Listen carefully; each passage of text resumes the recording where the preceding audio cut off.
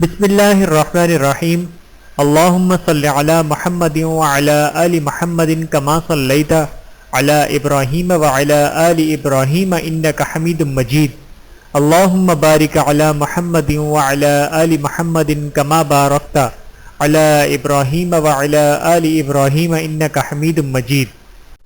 بسم اللہ الرحمن الرحیم۔ السلام علیکم ورحمۃ اللہ وبرکاتہ۔ ایک سوئی کی وجہ سے عذاب کا عبرتناک واقعہ۔ ایک بزرگ نے بڑا عبرتناک واقعہ سنایا کہ ان کے زمانے میں ایک بہت بڑے عالم تھے۔ جب ان کا انتقال ہو گیا تو اس عالم کے انتقال کے بعد ان کے کسی شاگرد نے ان کو خواب میں دیکھا کہ برہنہ جسم کے ساتھ ایک چٹیل میدان میں دوپہر کی سخت گرمی سے بے چین اور پریشان ہو کر ادھر سے ادھر دوڑ رہے ہیں۔ بے قراری اور بے چینی میں اس شاگرد نے ان سے پوچھا کہ حضرت، آپ نے تو ساری زندگی اطاعت و عبادات اور خدمت دین میں گزاری، مخلوق کی اصلاح اور تربیت میں گزاری، کیا ان میں سے کوئی عبادت قبول نہیں ہوئی؟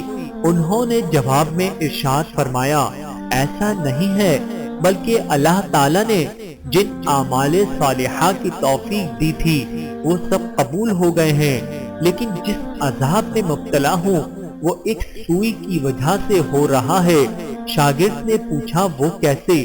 انہوں نے جواب دیا کہ انتقال سے چند روز پہلے میں اپنا کپڑا سینے کے لیے اپنے ایک پڑوسی سے سوئی مانگ لایا تھا اور پھر کپڑا سی کر سوئی الماری میں رکھ دی اور واپس کرنا یاد نہ رہا، اور اس کے بعد میرا انتقال ہو گیا۔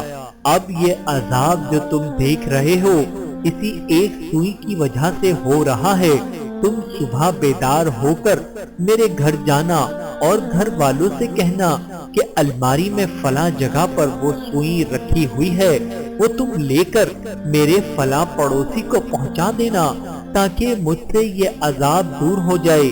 چنانچہ وہ شاگرد صبح اٹھ کر سیدھے استاد کے گھر پہنچے اور کہا فلاں الماری میں فلاں جگہ پر سوئی رکھی ہوئی ہے۔ گھر والوں نے دیکھا تو بتایا کہ ہاں رکھی ہوئی ہے۔ اس شاگرد نے پوچھا کہ تمہیں یہ معلوم ہے کہ کس کی ہے؟ انہوں نے بتایا کہ ہاں مرحوم فلاں پڑوسی سے لائے تھے اور ہم نے سوچا کہ ذرا آنے جانے والوں کا سلسلہ ختم ہو تو یہ سوئی ان کو واپس کر دیں گے۔ شاگرد نے بتایا میں نے ان کو خواب میں دیکھا ہے کہ وہ اس سوئی کی وجہ سے عذاب میں مبتلا ہیں، اس لیے وہ سوئی تم مجھے دے دو تاکہ میں جلدی سے ان کو واپس کر دوں اور ان کی طرف سے تاخیر کی بھی معافی مانگ لوں۔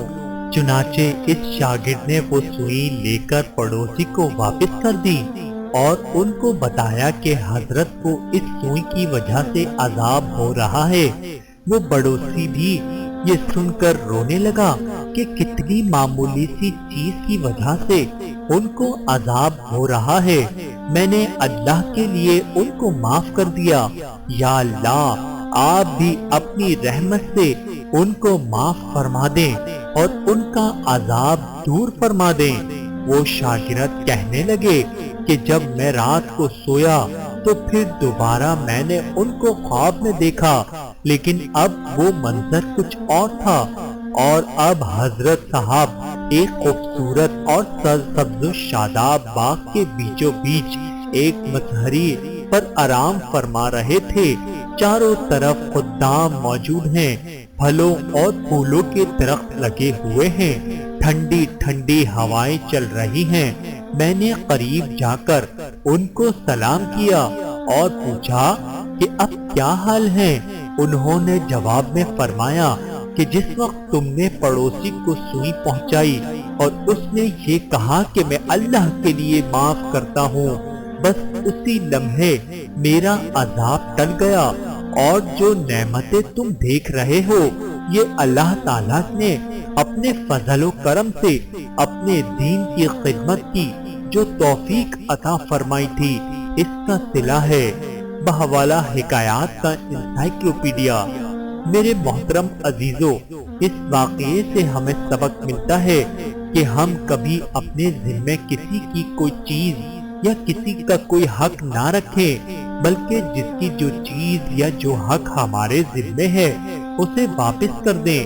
اندازہ کیجئے کہ ایک سوئی کی وجہ سے اس قدر عذاب ہے، اور آج جو بے شمار حقوق العباد کے بارے میں لاپرواہی برتی جا رہی ہے، اس کا کس قدر بوال ہوگا۔